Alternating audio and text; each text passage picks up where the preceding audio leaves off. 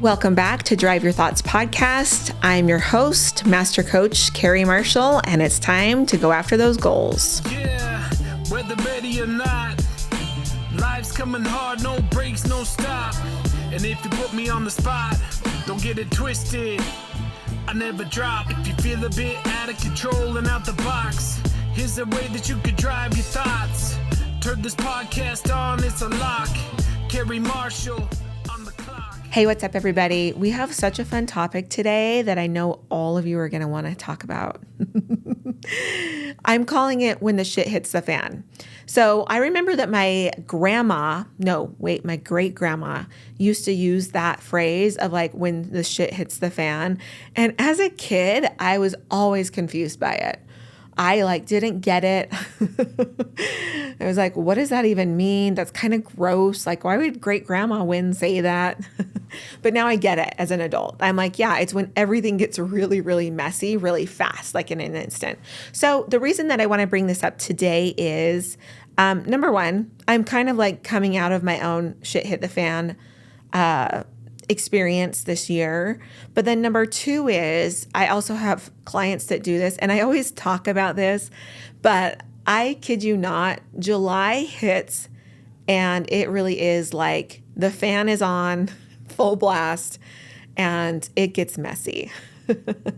We'll just put it that way. Anytime that my clients are investing in coaching with me for a year, there's always going to be a space, a time within that year that they're going to go through something.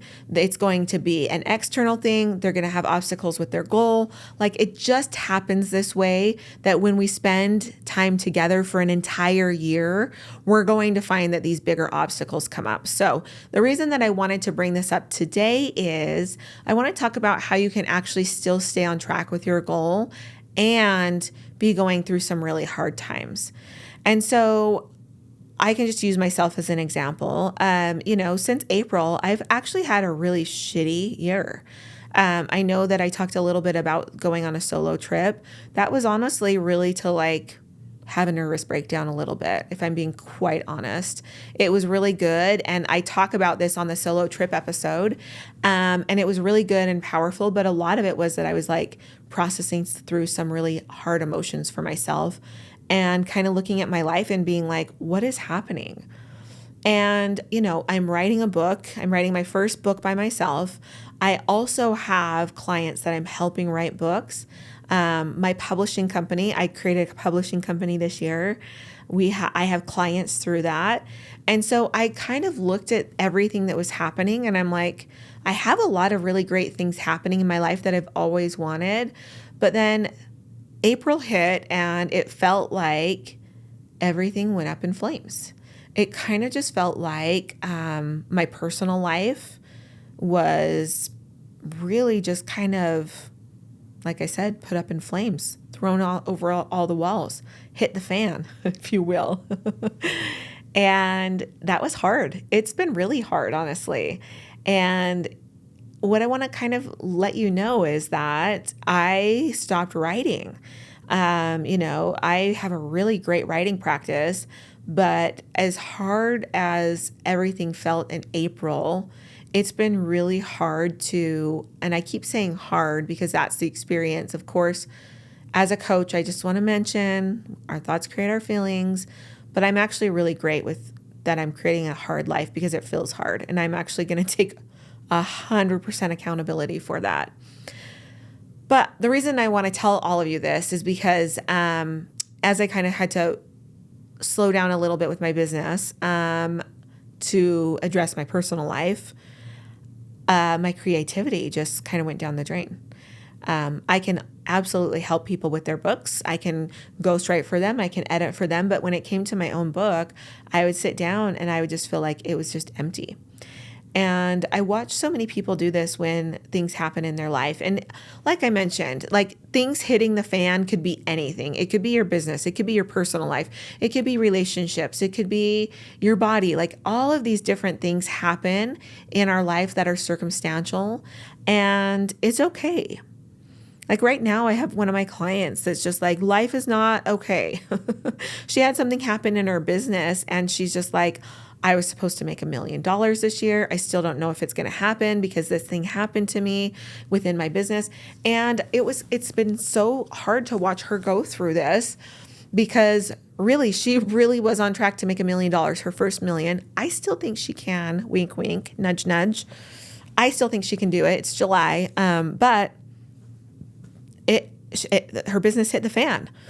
So what do we do?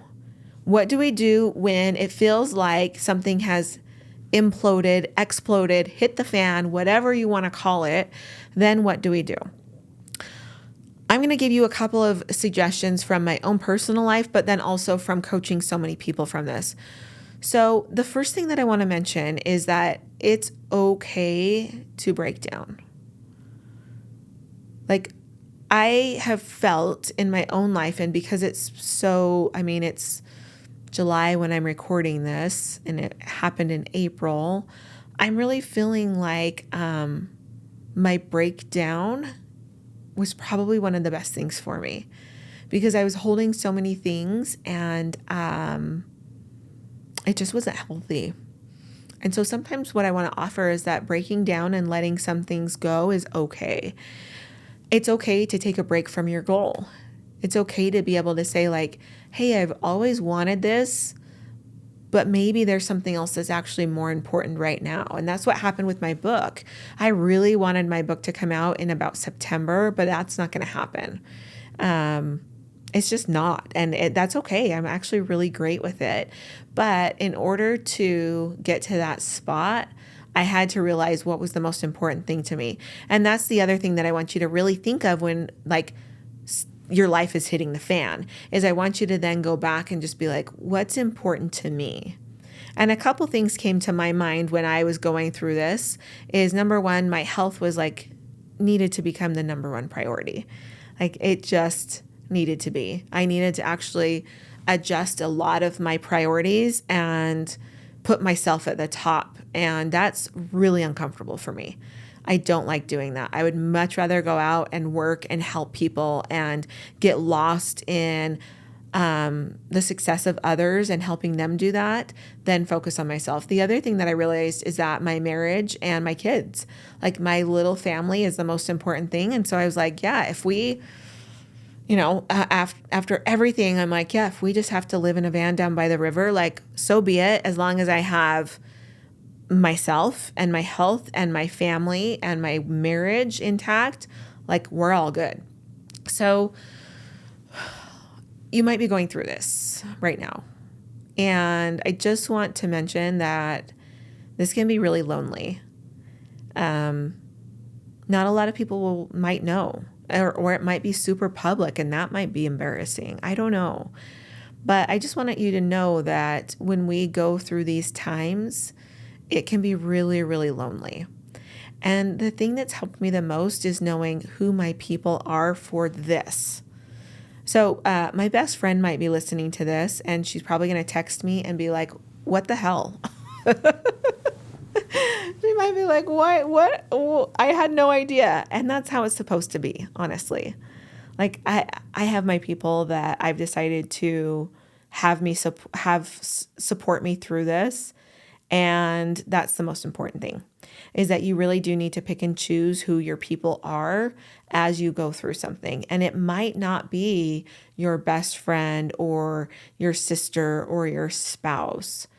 It might be somebody else. And that's kind of what I found is like, I just need for my family to be my family and my friends to be my friends. And then I need to go and like process and like have a complete meltdown with the 2 or 3 people that I've chosen to do that with. And that's okay. That's what I want to kind of mention, is that just because you're going through something doesn't mean that everybody has to be involved in it. And then the last thing that I want to mention is that so sorry for this visual, but I'm going to do it anyways. When the shit does hit the fan and it's all over, there's a cleaning up process that has to happen. And if you clean it up faster than you want to because you're so horrified by what happened, the faster that you clean it up and you acknowledge it and you start to process through and work through your own things, the better the cleanup process is.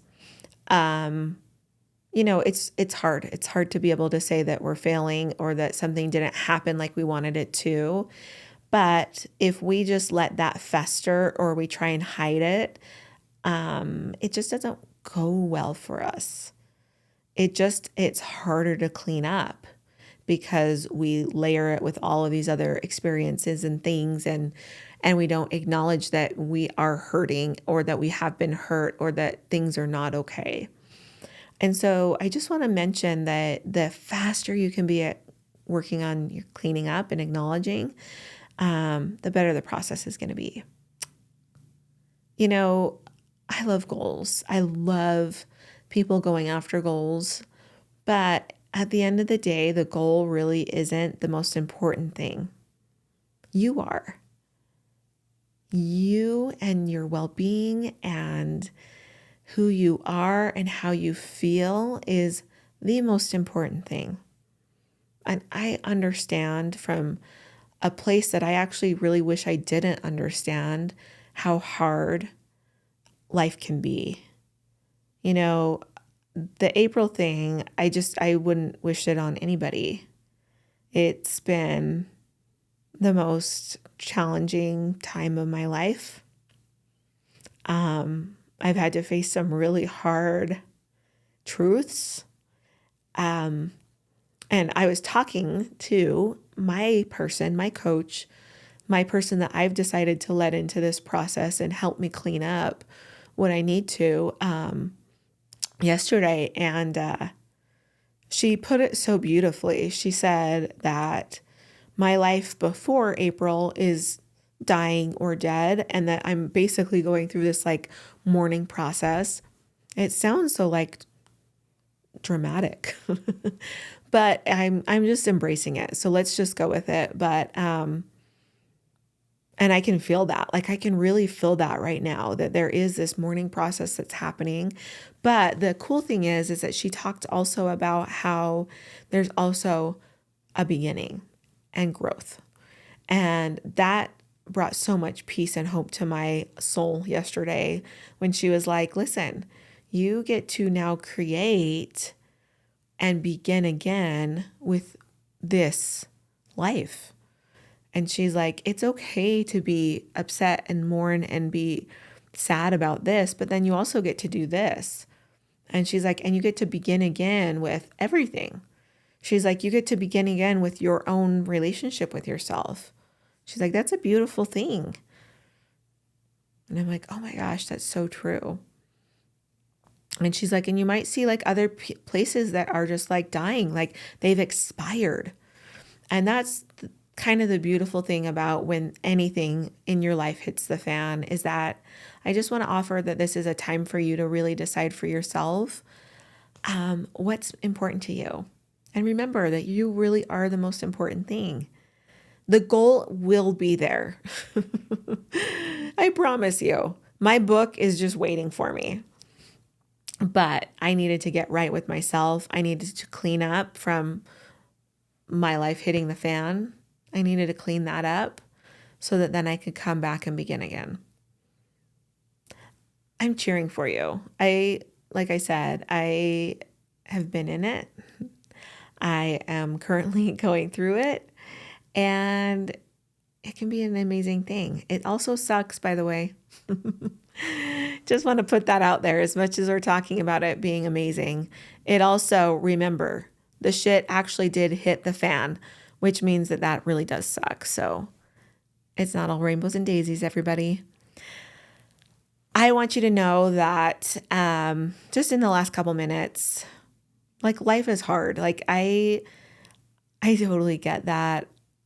But I also know that life is like one of the most beautiful things, and it is what you create out of it. Like I always say, circumstances may happen to you, but that doesn't mean that you can't then go out and create something amazing from it.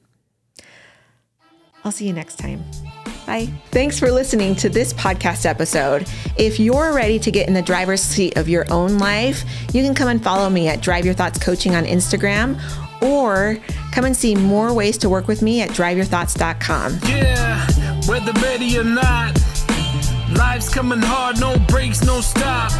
And if you put me on the spot, don't get it twisted, I never drop. If you feel a bit out of control and out the box, here's a way that you could drive your thoughts. Turn this podcast on, it's a lock.